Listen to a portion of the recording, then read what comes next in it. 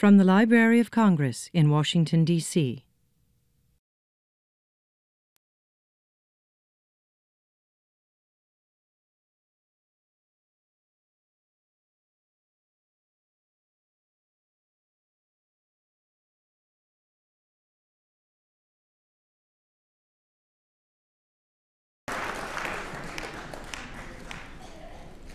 We have the tremendous pleasure now, after this extraordinary concert, of having just a few moments to hear Ian Bostridge talk about his book, Schubert's Winter Journey, Anatomy of an Obsession.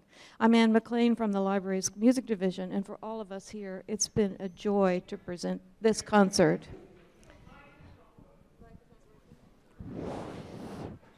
With this elegant, beautifully written volume of 24 essays, we have the chance to meet Ian Bostridge now as both artist and scholar. I think your background as an historian may be new to some people here. It was new to me, but it's very evident in this stunning book full of so many erudite commentaries, 19th century political, social, and economic history, philosophy and culture, geological and natural phenomena, including Goethe's theory of plants, so many topics. Sorry about this. Your book illuminates the past, but paradoxically also our understanding of the present. We see fascinating glimpses of Schubert's world in the early 1820s, but we are thrust forward into our own time. You use an arresting phrase. You say Schubert was a composer and musician living on the threshold of modernity. Can you talk a little bit about these elements of modernity? I think it's a bit of a cheat, and as a historian, I'm well aware that every bunch of historians wants to make every period they work on the birth of modernity, or the growth of or the birth of the money economy, which seems to have happened about 100 times, or the growth of the rise of the middle class, which is always happening, except at the moment, of course. I think any work of art like Winterreise, which is complex and which makes an appeal to subsequent generations, distant generations, acts as a sort of bridge between its time and our time, and in a way it can help unfold what connects us to then. The 1820s were a time that connect to us partly through, I think, the birth of the notion that man, woman, human beings might be alone in the universe, that it might be a lonely world, that the discovery of what I call in the book and what historians of geology call deep time. Previously, people had, Archbishop Usher had thought that the world had been created in 4004 BC. Towards the end of the 18th century and the beginning of the 19th century, and led by people who were polymaths. I mean, Goethe was very important in this field, and a lot of other writers. These people discovered that actually the world was really, really old, and that man was perhaps alone. So that you get a sense of that in Winterreise. I think it connects to that feeling of emptiness in the piece, and we get references to it. We get that notion of, in that late song of, Will kein Gott auf Erden sein, sind wir selber Götter. If there's no God on earth, we're gods ourselves. Whether that's a good idea or not, I don't think it's clear in the piece. So that's one thing. Another one I might pick on is the birth of the world in which money comes to be the measure of all things. We call it the market economy. The market economies existed in the Roman Empire, it existed in the Middle Ages, but I think it was beginning in the 1820s that you started to get a money market, a financial market, and a marketplace in which everything was measured in terms of money. And Schubert was a participant in this because he was probably the first of the great canonical composers to work solely in the marketplace. He didn't have an aristocratic patron, and he didn't work for the church. He didn't have a church post. And I think we see that anxiety about the bubble of bourgeois materialism reflected in the song Im Dorfe, I think, where everything suddenly pops like a bubble. And I think we see Schubert's anxiety about being a rootless, unappreciated, poverty-stricken musician in the last song, Der Leiermann. You've introduced us in this mysterious alchemy of the performance into the realm of metaphysical meaning and the nature of our existence, in what you call one of the great creations of the Western musical tradition. Why is such a stark examination of human condition in the end transformative and healing?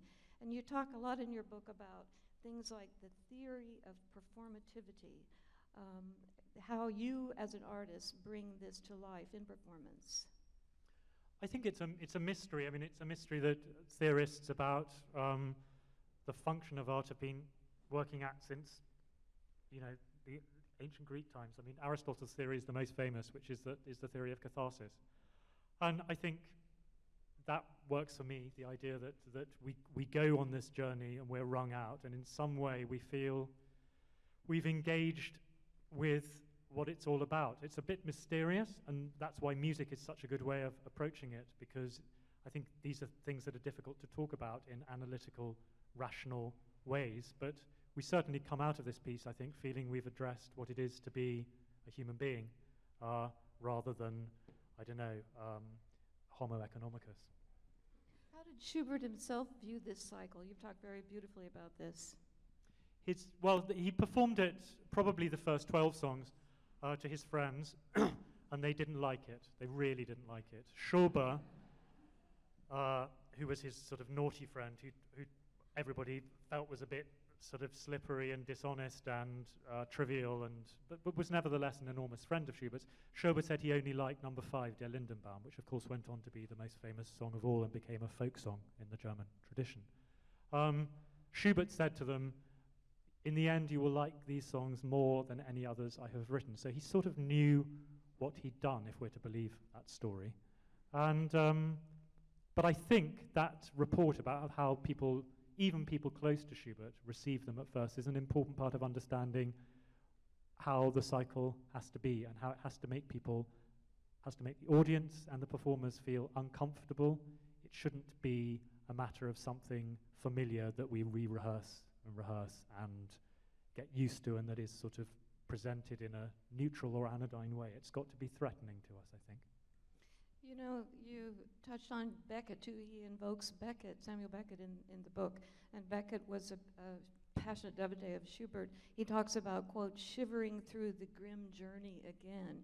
And tell us about how he himself was a musician and played this at the piano and so on. He played it. He listened to it a lot. There are references to him getting the latest recording of Fischer-Dieskau and Gerald Moore, and I think the piece in its sort of in its how could I put it, in its scenic elements are very Beckettian. There's the sort of emptiness, the whiteness, the bare tree. I think it did have a huge influence on what Beckett did in the theatre. And I think that's very interesting. He said that Winterreise for him was a great masterwork and that it had the whole of life in it. I think that's true. I mean, it's often seen as being a gloomy piece, and it's clearly not an upbeat piece, and it's not sort of happy days are here again, but it's more happy days. But it's full of different. I hope you feel it's full of different colours and different moods, and it's not monotonous and grey. It's full of bravado and sardonic wit, and a sort of a determination to face up to how dreadful things are and not hide, I suppose. To sidestep a moment from Beckett to Bob Dylan, whom you also touch on in the book, you really must read this book. It is fascinating. But Dylan has just released a new tribute album of songs in homage to Frank Sinatra, interestingly. And he says in an interview about this new album, he says, unless you believe the song and have lived it, there's little sense in performing it. I completely agree, and the thing that I look for in a singer that I listen to in any genre, whether it be in opera or song, classical song or popular song, is, and it's difficult to understand how it happens, but is that you believe them. And that's something that somebody like Bob Dylan, who has, by any classical standards, an appalling instrument. And I say that with trepidation in this place. And I know he has the Congressional Medal of Honor. But he's a marvelous and amazing singer, a terrible voice and a great, great singer. And I think classical singers need to remember that and not always think about roulades and the quality of tone, but actually find colors and find meaning. You know, here at the library, our collections show we have a way to watch and feel and hear the shift and sway of opinion, musical opinion, about great composers and great artists. It's very interesting to go into the basement here and track through the shelves of dozens and dozens of, say, 19th century transcriptions of Winterreise for many, many different types of instrumentations. And then more recently, you see reinterpretations and graphic interpretations and so on. If you would talk a little bit about those and how we're looking at him today. Oh, I mean, looking at, today I was fascinated to look at some manuscripts of Schubert's song, which are held in the library, particularly a long song which is not so well known, called Einsamkeit, 17 minutes long, a sort of reaction, I think, to Beethoven writing a song cycle and Schubert coming across it and realizing that he wasn't the only great songwriter around at that time. Although he was the greatest, without doubt. Yeah, there are very interesting versions of Winterreise. People have painted pictures. People have written plays. Elfriede Jelinek has written a play called Winterreise.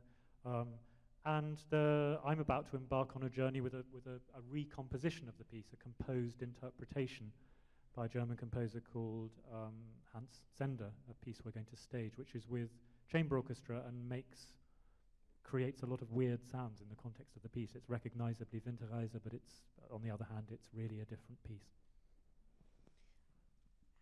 How has your writing the book, or perhaps has it, maybe you don't want to beg the question, do you find that now, having completed this extraordinary meditation, does it affect your performances? I hope it does, and I'm sort of sure it does, but I wouldn't be able to say how. If I say it influences it, that makes it seem as if I could identify how it's worked on me, but it must surely inform the way I perform it, and I hope it informs the way I listen to it and listen to the piano part. And it provides for me, I mean, singing pieces in your career, you want to find new ways of approaching them the whole time. You want to feed your imagination.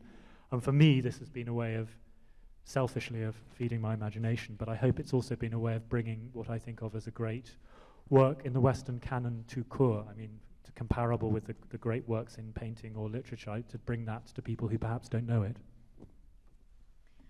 I think this brings us to a moment where we could have just a couple of questions. We do have to keep to a very tight schedule because of a flight, and of course many of you want to have your book signed, so maybe just 2 or 3 questions.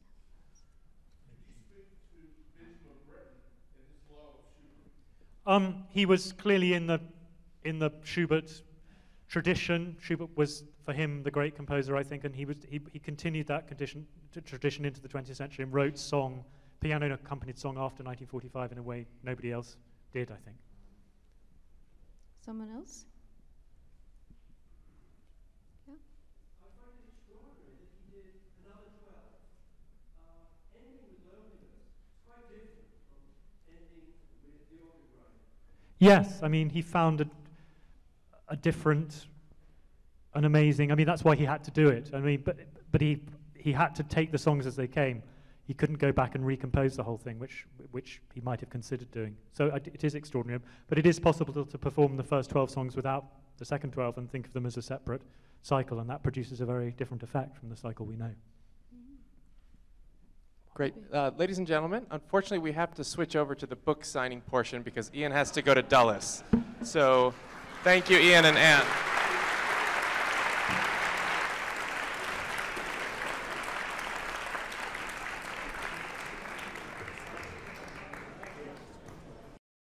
This has been a presentation of the Library of Congress. Visit us at loc.gov.